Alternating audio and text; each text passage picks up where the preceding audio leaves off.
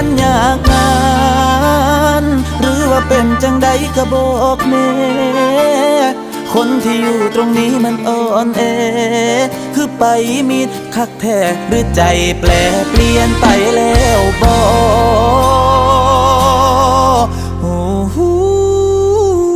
กับคนที่มันคิดหอดมันคือไตทั่วอยู่ในหัวมันมี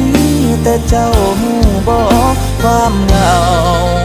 มาอ้อยมาหลอกตัวให้น้ำตาไหลพาหัวใจได้อยู่น้ำกันกับพ่อใคร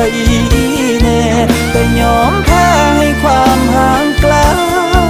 ตอบกลับแน่เด้อก่อนคนทางนี้ขาดใจย้อนคิดฮอดหลายลีตอบกลับแน่เด้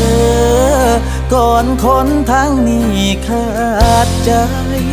ย้อนคิดฮอดหลาย